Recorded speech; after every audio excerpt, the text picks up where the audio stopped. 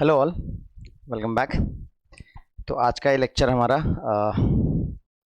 Problem solving पे है। पिछली क्लास में हमने ये टॉपिक जो ईएम वेव्स है हमारा, इसकी थियरी कवर की थी। तो आज हम इसकी प्रॉब्लम सॉल्व करेंगे। तो ये प्रॉब्लम्स मैं आपके सामने लिखता जाऊंगा, मतलब ये लिखी हुई होंगी और हम इनको सॉल्व करते रहेंगे, ठीक है। तो पहला प्रॉब्लम है, an electromagnetic wave can be produced when charge is. तो जब चार्ज कैसे मूव कर रहा हो, obviously stationary charge electromagnetic waves पैदा नहीं करता है। स्टेशनरी चार्ज केवल इलेक्ट्रिक फील्ड पैदा करता है। कांस्टेंट वेलोसिटी से मूव करने वाला charge electric field as well as magnetic field पैदा करता है। तो इलेक्ट्रोमैग्नेटिक वेव्स कब पैदा होती हैं? वो तब पैदा होती हैं when the charge is accelerating. When charge is accelerating, जब चार्ज एक्सेलरेट कर रहा हो तभी इलेक्ट्रोमैग्नेटिक वेव पैदा हो सकती है। और इन चारों ऑप्शंस में से देखेंगे, moving with constant velocity is wrong, moving in a circular orbit is correct. Circular orbit में अगर मूव कर रहा होगा चार्ज तो इलेक्ट्रोमैग्नेटिक वेव्स वो पैदा करेगा, क्योंकि सर्कुलर मोशन जो होता है उसमें एक्सलेशन होता है। और तीसरा वाला ऑप्शन, सी वाला ऑप्शन देखेंगे तो falling in an electric field, तो इलेक्ट्रिक फील्ड में अगर वो फॉल कर रहा होगा तब भी उस पर धक्का लगेगा इलेक्ट्रिक फोर्स का, तब भी उसका मोशन एक्सलेटेड होगा। तो इसका मतलब B and C both are correct. तो फर्स्ट वाले का आंसर होगा दिल्ली। बी और सी दोनों में मोशन एक्सलेटेड है, तो सही आंसर होगा Delhi. Next question number 2। Question number 2 है, if E and B denotes the electric and magnetic field respectively, which of the following is dimensionless. तो जो इंपॉर्टेंट बात है यहां पर वो है C is equal to 1/√μ0 epsilon naught, मतलब 1/√μ0 एप्सिलॉन नॉट की डायमेंशन होती है LT-1, ये ध्यान में रखनी है। और दूसरी बात अगर याद हो आपको, C is also equal to E/B, electric field upon magnetic field का जो मैग्नीट्यूड होता है उसको उनके रेशियो के बराबर भी C होता है। तो यहां पर अगर देखेंगे एक एक करके, √μ0 इंटू E/B, तो √μ0 हो जाएगा, उसकी डायमेंशन हो जाएगी C की डायमेंशन की उल्टी, और E/B की डायमेंशन C के बराबर है। तो पहला ही ऑप्शन मैच कर रहा है, तो पहला ही ऑप्शन जो हो जाएगा वो डायमेंशनलेस हो जाएगा, सिंगल करेक्ट है। तो बाकी ऑप्शन चेक करने की जरूरत नहीं है, वैसे हम चेक कर सकते हैं, हर किसी की डायमेंशन निकाल सकते हैं। Next question number 3, the electric field of an electromagnetic wave travelling through vacuum is given by the equation E is equal to E0 sin kx minus omega T, the quantity that is independent of wavelength. Wavelength से independent होती है omega, frequency is independent of wavelength. के होता है 2 pi by lambda, omega होता है 2 pi F. Frequency does not depends on wavelength, wavelength depends on frequency and speed. मतलब C is equal to F lambda, lambda is equal to C by F, this is C by nu. अगर nu से represent करें frequency को, तो nu पर wavelength depend करती है speed of light in the medium and frequency पे। जब मीडियम चेंज करता है तो फ्रीक्वेंसी चेंज नहीं करती है। तो इसका सही आंसर हो जाएगा कौन सा वाला ऑप्शन? थर्ड का सही आंसर हो जाएगा बॉम्बे।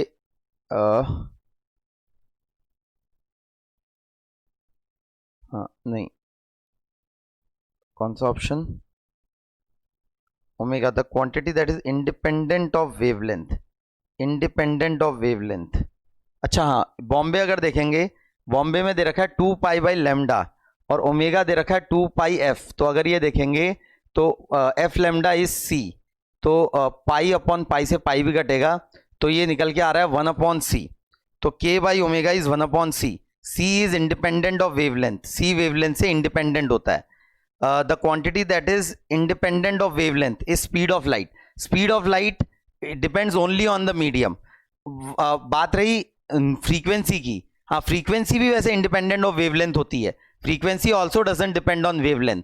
फ्रीक्वेंसी भी जो है वो सोर्स पे डिपेंड करती है कि जो सोर्स ने पैदा की है उस पर उसकी फ्रीक्वेंसी क्या थी ऑसिलेट होने की।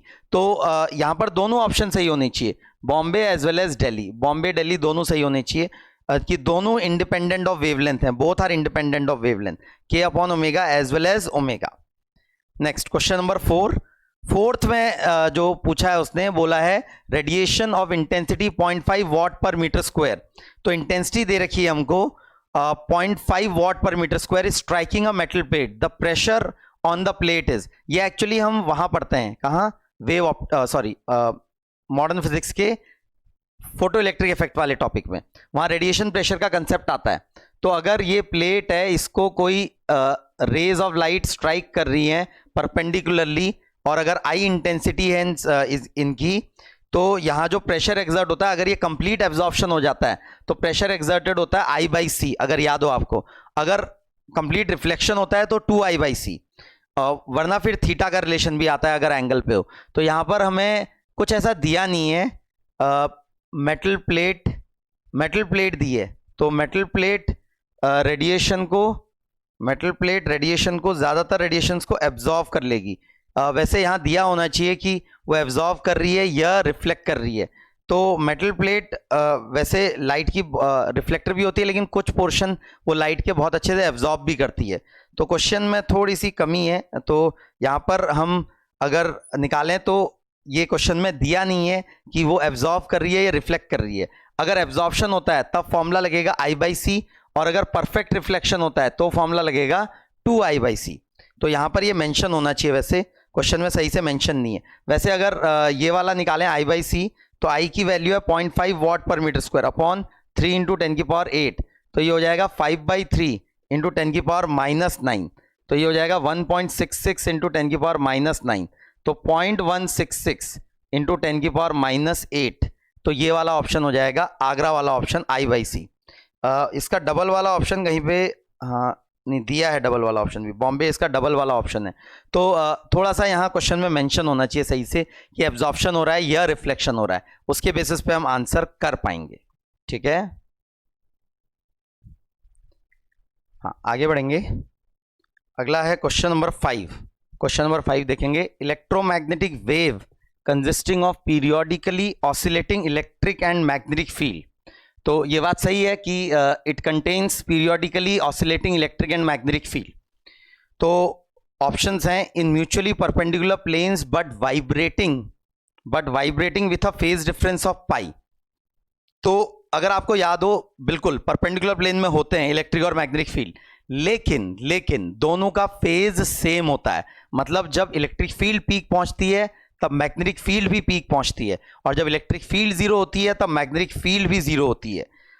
पाई का फेज डिफरेंस भी नहीं होता उनके बीच।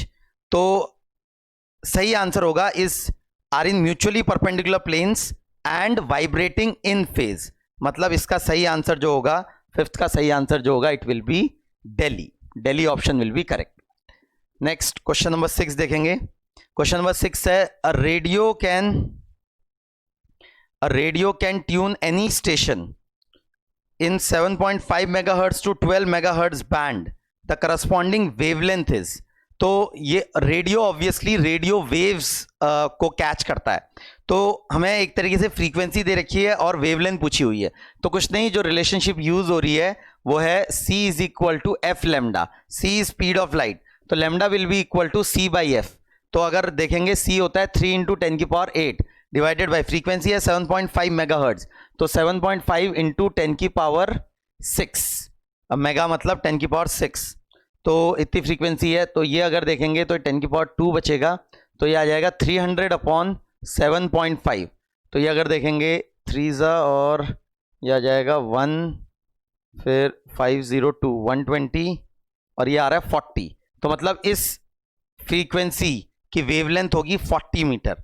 तो 40 मीटर पहले ऑप्शन में, ए ऑप्शन में ही है, तो करेक्ट आंसर होगा ए। फिर बी का भी आप चाहें तो निकाल सकते हैं, 3 इंटू 10 की पावर 8 अपॉन 12 इंटू 10 की पावर 6 हो जाएगा, तो वहां से वो आ जाएगा 25। तो सही आंसर होगा इसका A. Next question number 7, the photon energy in unit of electron volt for electromagnetic wave of wavelength 2 centimetre. तो कोई इलेक्ट्रोमैग्नेटिक वेव, देखिए होता क्या है, डुअल नेचर, हमने जो पढ़ा है मॉडर्न फिजिक्स में, electromagnetic wave is representing wave nature of light and photons are representing particle nature of light। तो एक्चुअली लाइट में दोनों नेचर साइमल्टेनियसली एग्जिस्ट करते हैं, कि पार्टिकल में वेव नेचर भी होता है और पार्टिकल नेचर भी होता है। जब इंट्रैक्शन करना होता है उसको दूसरे मीडियम से या दूसरे सब्सटेंसेस से लाइट को, तब वो पार्टिकल फॉर्म में इंटरेक्ट करता है, लेकिन ट्रैवल करते वक्त वो वेव फॉर्म में ट्रैवल करती है। तो ये थोड़ा सा थोड़ा सा कॉम्प्लिकेटेड है ये बात, कि डुअल नेचर जो हमने पहले भी पढ़ा है। तो यहां पर वो बोल रहा है कि photon energy in units of electron volt for electromagnetic wave of wavelength. तो अगर वेवलेंथ 2 सेंटीमीटर है तो उसके सिंगल फोटोन, अगर हमारी इलेक्ट्रोमैग्नेटिक वेव या लाइट की वेवलेंथ 2 सेंटीमीटर है तो उसके सिंगल फोटोन की एनर्जी कितनी होगी। नाउ सिंगल फोटोन की एनर्जी का फॉर्मूला होता है 1 hc बाई लेमडा होता है वैसे, और 12400 upon lambda, way lambda is in angstrom, तब ये डेटा इलेक्ट्रॉन वोल्ट में निकल के आता है। याद हो अगर आपको, तो हम ये वाला फॉर्मूला यूज करेंगे क्योंकि हमें इलेक्ट्रॉन वोल्ट में निकालना है, जूल में नहीं निकालना है। जूल में निकालना होता तो hc अपॉन लेमडा सीधे SI यूनिट्स के साथ यूज करते।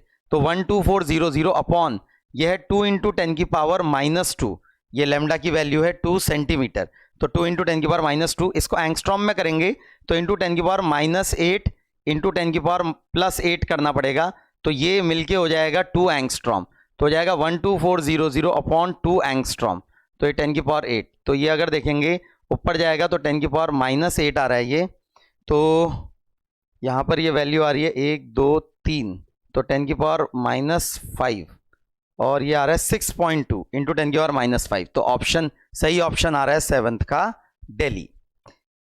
Next question number 8। Question number 8 है a plane electromagnetic wave instant on a material surface, the wave delivers moment P and energy E, then, तो मोमेंटम P है, energy E है, incident momentum होना चाहिए वो, momentum P and energy E, तो दोनों ही zero नहीं होते हैं, ना मोमेंटम जीरो होता है ना एनर्जी जीरो होती है। अगर वेव किसी मटेरियल से लाइट जाके किसी मटेरियल से टकरा रही है तो उससे एक तरीके से फोटॉन्स के फॉर्म में वो लाइट इंटरेक्ट करेगी, तो फोटॉन्स जब लाइट से टकराते हैं तो वो उसको momentum, photon carry momentum as well as they carry energy, दोनों चीजें वो कैरी करते हैं। तो सही आंसर होगा इसका, सही आंसर होगा ए वाला ऑप्शन, तो कि momentum is not zero and energy is also not zero. हाँ आगे बढ़ेंगे, आगे देखेंगे क्वेश्चन नंबर 9th। तो क्वेश्चन नंबर 9th है a charge on a parallel plate capacitor varies as Q is equal to, charge on a parallel plate capacitor varies as Q is equal to Q0 into cos 2 pi nu t। The plates are very large and close together, area is A and separation is D, the displacement current through the capacitor. तो displacement current अगर याद हो आपको, उसका formula होता है displacement current का, ID is E0 into d∅e/dt, this is the value of displacement current. अब कैपेसिटर प्लेट्स पे चार्ज का फंक्शन दे रखा है, तो चार्ज का फंक्शन अगर पता है तो जो इलेक्ट्रिक फील्ड का फंक्शन होता है वो होता है Q upon A epsilon not. तो फ्लक्स, इलेक्ट्रिक फ्लक्स का फंक्शन हो जाएगा QA upon A epsilon naught, मतलब Q अपॉन A, तो d∅e/dt जो हो जाएगा वो हो जाएगा dQ/dt अपॉन एप्सिलॉन नॉट। तो अगर आप ध्यान से देखेंगे, इसको यहां डालेंगे तो ये E0 into dQ/dt into E0, मतलब displacement current is equal to dQ/dt, उसका मैग्नीट्यूड उसी के बराबर होता है, तो सिंपली dQ/dt कर दीजिए। तो Q का फंक्शन दे रखा है Q0 cos 2 pi nu t, तो dQ/dt जो हो जाएगा बेटा, it will be Q0 into 2 pi nu into cos का डेरिवेटिव माइनस साइन, तो minus sine 2 pi nu T. तो इसका आंसर आ जाएगा बॉम्बे वाला option, Bombay option is our correct answer. B वाला ऑप्शन देखेंगे तो बी वाला option is our correct answer. Next question number 10, if mu0 is the permeability and E0 is the permittivity of the medium, the refractive index of the medium। तो याद हो अगर आपको, refractive index होता है speed of light in vacuum upon speed of light in medium, speed of light in medium, this is refractive index of the medium. तो mu0 and epsilon not अगर ये हैं तो रिफ्रैक्टिव इंडेक्स क्या होगा, तो C होता है 1/√μ0 E0 एंड Vm होता है 1/√μ0 μr into E0 epsilon r। तो ये आ जाएगा √μr एप्सिलॉन r। एक्चुअली थोड़ा सा दिक्कत है सवाल में, वो परमेबिलिटी मतलब वो रिलेटिव परमेबिलिटी दी होनी चाहिए थी, ऑप्शंस में भी μr और एप्सिलॉन r होने चाहिए थे। तो जो रिफ्रैक्टिव इंडेक्स हो जाएगा, it will be root mu R into epsilon R. सही रिलेशनशिप ये है, naught root mu naught into epsilon naught. Usually mu naught epsilon naught vacuum की परमिटिविटी और परमेबिलिटी के लिए रिप्रेजेंट होता है। फिर भी अगर कभी ऐसे क्वेश्चन आ गया गलती से तो आपको मोस्ट अप्रोप्रिएट आंसर लगाना आना चाहिए। ऐसी गलतियां होती हैं कभी पेपर में। तो यहाँ पर हमें पता है कि answer root mu R epsilon R होगा, लेकिन इन 4 ऑप्शंस में से जो सबसे सही लग रहा है वो है C, root mu naught epsilon naught. आपको समझना पड़ेगा, कभी कभी एग्जामिनेशन में क्वेश्चन इस तरीके से गलती हो सकती है क्वेश्चन में भी। तो इसलिए सही आंसर वैसे root mu R epsilon R है, लेकिन यहाँ पर root mu naught E naught हम आंसर कर सकते हैं। और where mu R epsilon R relative permeability and relative permittivity. Next question number 11th, the electromagnetic wave of frequency 3 megahertz passes from vacuum into dielectric medium with permittivity 4। Permittivity मतलब relative permittivity, epsilon R है एक तरीके से वो। Then तो जब medium बदलता है वेव का तो क्या नहीं बदलता है, तो फ्रीक्वेंसी डज नॉट चेंज। हाँ, लेकिन उसका स्पीड चेंज कर सकता है, तो उसका वेवलेंथ बिल्कुल बदल सकता है। तो अब वो बोल रहा है कि पहले फ्रीक्वेंसी 3 मेगाहर्ट्ज है, तो बाद में भी फ्रीक्वेंसी 3 मेगाहर्ट्ज की 3 मेगाहर्ट्ज ही रहेगी। तो wavelength and frequency both becomes half, गलत है। Wavelength is double, frequency remains unchanged. हाँ, फ्रीक्वेंसी रिमेन्स अनचेंज। अब ऐसे 2 ऑप्शंस में है, तीनों ऑप्शंस में बी, सी और डी की फ्रीक्वेंसी रिमेन्स अनचेंज। अब वेवलेंथ के साथ क्या हो रहा है वो समझने के लिए अगर आप देखेंगे तो रिफ्रैक्टिव इंडेक्स होता है root mu R epsilon R, और म्यू आर यूजुअली 1 होता है मीडियम्स का, तो बहुत बार वो केवल रूट एप्सिलॉन आर के बराबर होता है। जैसे कि यहाँ पर 4 है तो रूट 4 की वैल्यू हो जाएगी 2। तो रिफ्रैक्टिव इंडेक्स अगर 2 है, इसका मतलब speed of light in vacuum upon speed of light in medium is 2। तो speed of light in medium is speed of light, हाँ, in medium is v/2, c/2। Speed of light in medium is c/2। तो speed घट रही है, v is equal to F lambda, v is equal to F lambda होता है। तो f constant रहना है, तो v अगर घट रहा है तो लेमडा को भी घटना पड़ेगा। तो v अगर आधा हो जाएगा तो लेमडा भी आधा हो जाएगा। तो आंसर होगा wavelength is halved, wavelength is halved but frequency remains unchanged. तो आंसर होगा 11th का दिल्ली।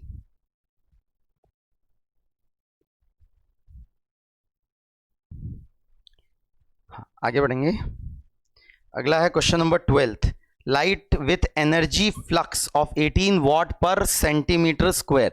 एनर्जी फ्लक्स, अब हो सकता है ये पहली बार आप ये सुन रहे हो, एनर्जी फ्लक्स। एनर्जी फ्लक्स का मतलब क्या है?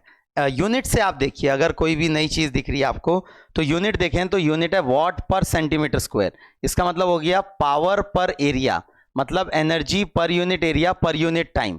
तो ये होती है जो हमने पढ़ा है वो, ये इंटेंसिटी को रिप्रेजेंट करता है। तो सही है, तो मतलब energy flux is another word used for intensity. तो इंटेंसिटी है 18 what per centimeter square. This is the value of intensity. Falls on a non-reflecting surface at normal incidence. Non-reflecting मतलब completely absorb हो जा रहा है। If the surface has area of 20 centimeter square, the average force exerted on the surface during a span 30 minute span. तो जो pressure होता है वो होता है परफेक्टली एब्जॉर्बिंग है, तो I/C। तो प्रेशर हो जाएगा फोर्स अपॉन एरिया, तो फोर्स हो जाएगा सिंपली IA/C।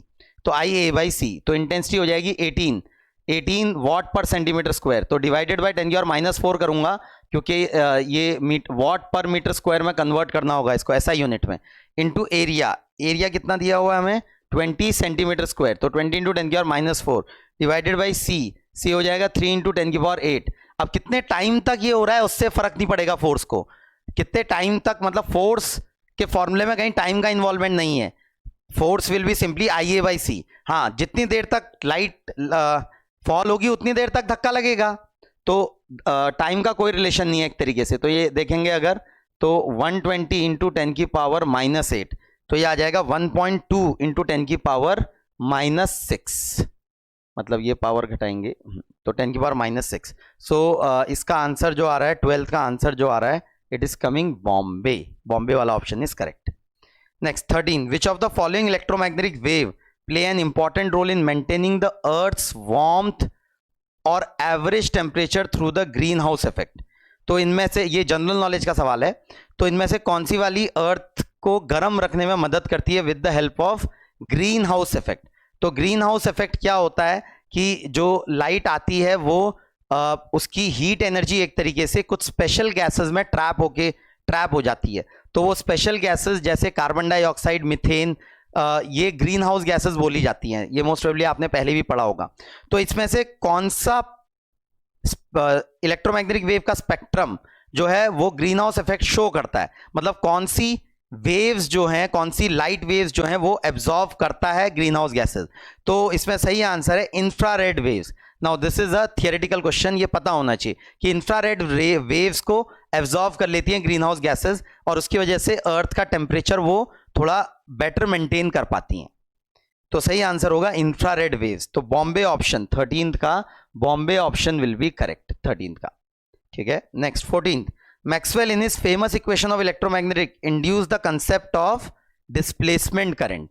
तो उन्होंने डिस्प्लेसमेंट करंट की इक्वेशन इंट्रोड्यूस की, जो डिस्प्लेसमेंट करंट की इक्वेशन है वो इंट्रोड्यूस की मैक्सवेल ने। तो सही आंसर होगा इसका कौन से 14th का आंसर बॉम्बे, 14th का भी बॉम्बे।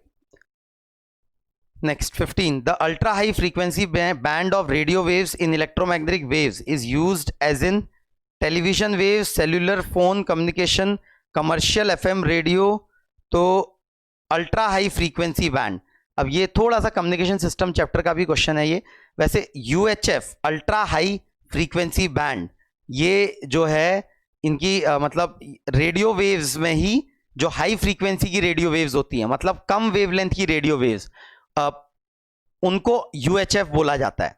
ध्यान देंगे, माइक्रोवेव्स नहीं, रेडियो वेव्स, क्योंकि कम्युनिकेशन में माइक्रोवेव्स यूज नहीं होती है। कम्युनिकेशन में जो कम्युनिकेशन है long distance communication through electromagnetic waves, उसमें रेडियो वेव्स यूज होती हैं। तो UHF जो होती हैं अल्ट्रा हाई फ्रीक्वेंसी रेडियो, जो रेडियो वेव्स होती हैं, तो वो किस किस में यूज होती हैं? तो कमर्शियल FM रेडियो नहीं, FM रेडियो अगर आपको याद हो, FM रेडियो में जो यूज होती हैं वो 90 मेगाहर्ट्ज से 108 मेगाहर्ट्ज तक करीब FM रेडियो में यूज होती हैं। These are not ultra high frequency, मतलब ये नॉर्मल रेडियो वेव्स हैं जो कमर्शियल FM में यूज होती हैं। टेलीविजन वेव्स भी UHF रेंज में नहीं आती हैं, वो HF रेंज में आती हैं। तो सही है सेलुलर फोन कम्युनिकेशन, जो कि 800 मेगाहर्ट्ज से ज्यादा जाता है।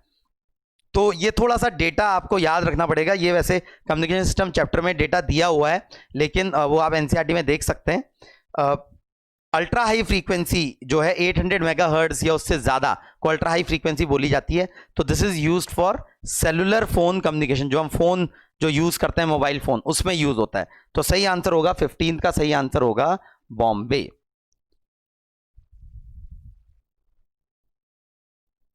हाँ, आगे बढ़ेंगे। अगला है क्वेश्चन नंबर 16 में displacement current goes through the gap between the plates of a capacitor when the charge on the capacitor is changing with time. Displacement current तभी होगा जब इलेक्ट्रिक फ्लक्स समय के साथ चेंज कर रहा होगा, और इलेक्ट्रिक फ्लक्स समय के साथ चेंज तब करेगा जब चार्ज ऑन द कैपेसिटर समय के साथ चेंज करेगा। तो भले ही वो बढ़ रहा हो समय के साथ या घट रहा हो, दोनों केसेस में ही कैपेसिटर प्लेट्स के बीच में डिस्प्लेसमेंट करंट फ्लो करेगा। तो 16 का सही आंसर होगा A, changing with time. Next question number 17, the part of the spectrum for electromagnetic radiation used to cook the food. तो खाना पकाने के लिए माइक्रोवेव्स यूज होती हैं। अगर याद हो आपको, इसके उन्हीं के नाम पे माइक्रोवेव का नाम भी रखा गया है। जो हम माइक्रोवेव ओवन के अंदर माइक्रोवेव्स यूज की जाती हैं, क्योंकि वो उनकी जो फ्रीक्वेंसी होती है वो इतनी होती है कि वो पानी के मॉलिक्यूल्स को वाइब्रेट कर पाती है। तो पानी के मॉलिक्यूल्स को वाइब्रेट करती है, तो पानी के मॉलिक्यूल्स माइक्रोवेव्स को एब्जॉर्व कर पाते हैं और उससे उनका टेम्परेचर बढ़ जाता है। ठीक है, next question number 18, electric field का फंक्शन दिया हुआ है इलेक्ट्रोमैग्नेटिक वेव में। ये क्या दिया हुआ है इलेक्ट्रिक फील्ड? ये दिया हुआ है 2.5 न्यूटन पर कुलाम cos 2 पाई बाई 10⁶ रेडियन पर मीटर। जो भी दिया हुआ है ओमेगा टी माइनस KX, अगर आप देखना जानते हैं इक्वेशन को, वेव की इक्वेशन को, तो ओमेगा की वैल्यू दे रखी 2 पाई इंटू 10⁶ और K की वैल्यू दे रखी है पाई इंटू 10⁻²। यूनिट गलत लिख रखी है K की, रेडियन पर सेकेंड नहीं होगी उसकी यूनिट, ऑब्वियसली मीटर होगी, सॉरी रेडियन पर मीटर होती है उसकी यूनिट। तो थोड़ा यूनिट गलत है। तो पहली बात ये किस डायरेक्शन में मूव कर रही है, तो ऑब्वियसली एक्स डायरेक्शन है, जो कॉस के या साइन फंक्शन के अंदर जो पोजीशन का फंक्शन होगा उस डायरेक्शन में, और x का कोफिशिएंट और t का कोफिशिएंट अपोजिट साइन का है, तो वहां से हम पॉजिटिव या नेगेटिव डायरेक्शन डिटरमाइन कर सकते हैं। So this is obviously moving along x direction and it is actually moving along positive x direction. तो y डायरेक्शन में तो इलेक्ट्रिक फील्ड प्रेजेंट है, स्पीड या प्रोपोगेशन जो है वो x डायरेक्शन में है। दूसरी बात, उसकी फ्रीक्वेंसी या वेवलेंथ कितनी है, फ्रीक्वेंसी के लिए साफ साफ दिख रहा है कि omega 2 pi into 10⁶ is equal to 2 pi F, तो 2 पाई से 2 पाई कट गया, तो फ्रीक्वेंसी 10⁶ हर्ट्ज है। और वेवलेंथ अगर निकालनी है मुझे तो उसके लिए k को देख सकते हैं, pi into 10⁻² is equal to 2 pi by lambda, pi से पाई कैंसिल हुआ तो लेमडा इज 2 अपॉन 10⁻², तो ये हो जाएगा 200, तो वेवलेंथ इज 200 मीटर। तो सही आंसर होगा बॉम्बे वाला ऑप्शन कि moving along X direction with frequency 10⁶ hertz and wavelength 200 metre. तो सही आंसर 18th का सही answer is Bombay.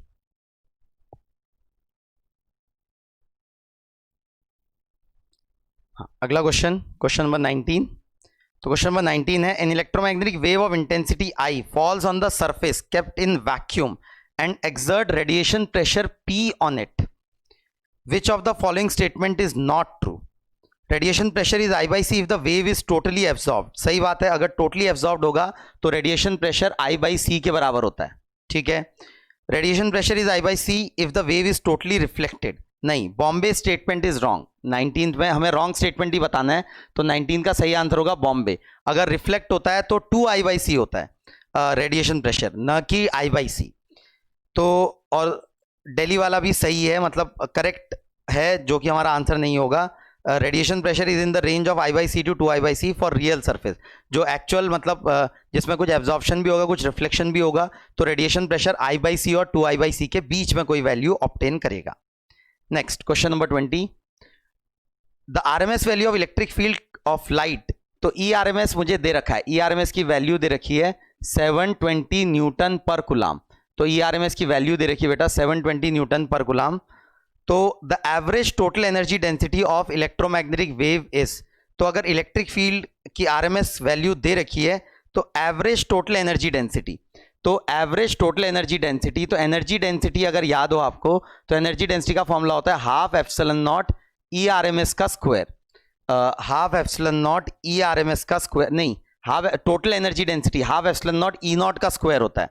E naught मतलब ई नॉट होता है इलेक्ट्रिक फील्ड का एम्पलीट्यूड। ये half epsilon naught E RMS का square plus B RMS B square upon 2 mu naught, ये इस तरीके से होता है B square RMS upon 2 mu not. अब ये दोनों बराबर होते हैं, तो अगर आपको याद हो तो इसकी वैल्यू निकल के आ जाती है E not into E RMS का होल स्क्वायर। तो ये टोटल एनर्जी डेंसिटी होती है। तो ये अगर निकालेंगे तो ई नॉट की वैल्यू होती है, मतलब 9 इंटू 10⁹ होता है 1/4 पाई एप्सिलॉन नॉट। तो अगर परमिटिविटी की वैल्यू होती है 8.8 into 8.85 into 10⁻12 into E R M S दे रखा है मुझे 720, तो 720 का स्क्वायर। ध्यान देंगे 2 नहीं आएगा यहाँ, क्योंकि 2 तब आता है 1/2 E naught epsilon naught E naught square. This is the value of total energy density of electromagnetic wave where E naught is electric field amplitude, और ई आर एम एस हो जाता है, ई आर एम एस जो हो जाता है वो हो जाता है √2 टाइम्स ई नॉट, तो 2 कैंसिल हो जाएगा ऊपर नीचे से। तो ये बात ध्यान रखेंगे। तो इसका करेक्ट आंसर जो निकल के आ जाता है, कैलकुलेशन करेंगे अगर, तो 4.58 into 10⁻⁻6 watt per metre square, watt per metre square. तो this is the answer which is matching with option B, तो which is matching with option B. Next question number 21, the electric field of a plane electromagnetic wave varies with time of amplitude 2 volt per meter propagating along z axis, the energy density of the magnetic field। तो amplitude दे रखा है magnetic field का, तो energy density, total energy density नहीं पूछी है और magnetic field पूछी है। तो मैग्नेटिक फील्ड की जो एनर्जी डेंसिटी होती है वो होती है half B R M S square upon mu naught, मतलब B R M S square upon 2 mu naught. This is the average energy density of magnetic field.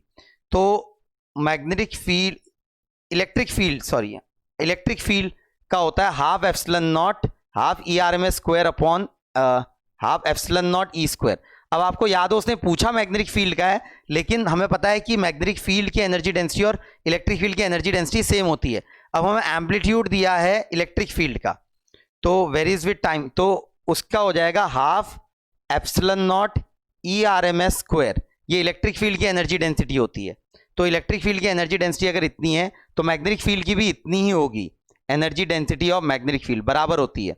अब यहां पर हमें ई आर एम एस नहीं दे रखा है, यहां पर ध्यान देंगे एम्पलीट्यूड दे रखा है. तो ई नॉट दे रखा है, मुझे ई नॉट दे रखा है, वो 2 दे रखा है. ई नॉट हो जाएगा √2 into E R M S. तो ई आर एम एस हो जाएगा √2. तो ये आ जाएगा 8.85 इंटू 10 की पावर -12 अपॉन 2 इंटू 10 की इंटू √2 का 2, क्योंकि ई आर एम एस की वैल्यू √2 होगी, तो 2 से 2 कैंसिल हो जाएगा. तो 21 का सही आंसर है बॉम्बे. 21 का सही आंसर बॉम्बे. 8.86 इंटू 10 की पावर -12. ठीक है. हाँ, अगला क्वेश्चन नंबर 22. तो क्वेश्चन नंबर 22 में है कि wavelength of microwaves is greater than that of ultraviolet rays. तो ये पूरा का पूरा क्वेश्चन जो है वो एक कंसेप्ट पर बेस है, विच इज जिग्सू वाइमर. आ सकता है बेटा इस पर, ये पूरा याद रखना है आपको. तो वो ये जैसे यहाँ गामा से रेडियो की तरफ जाते हैं, तो गामा से रेडियो की तरफ जाने में फ्रीक्वेंसी घटती है और वेवलेंथ बढ़ती है. यहाँ से यहाँ जाने में फ्रीक्वेंसी घटती है और वेवलेंथ बढ़ती है गामा से रेडियो की तरफ जाने में. तो frequency decreases and wavelength increases. तो wavelength of microwaves is greater than that of ultraviolet. सही है, पहला वाला स्टेटमेंट सही है, ए वाला. The wavelength of infrared rays is lesser than that of infra is lesser than that of ultraviolet. Lesser नहीं, greater होती है. तो बी वाला statement is wrong. Wavelength of microwaves is less than that of infrared. Microwaves is less than that of infrared. गलत है, सी वाला भी greater होती है माइक्रो की. राइट जाते में वेवलेंथ बढ़ रही है. गामा रेज है शॉर्टेस्ट वेवलेंथ इन इलेक्ट्रोमैग्नेटिक स्पेक्ट्रम. तो डी वाला सही है, गामा रेज की शॉर्टेस्ट वेवलेंथ होती है. तो सही आंसर जो होगा वो होगा A and D R true, which is Delhi option.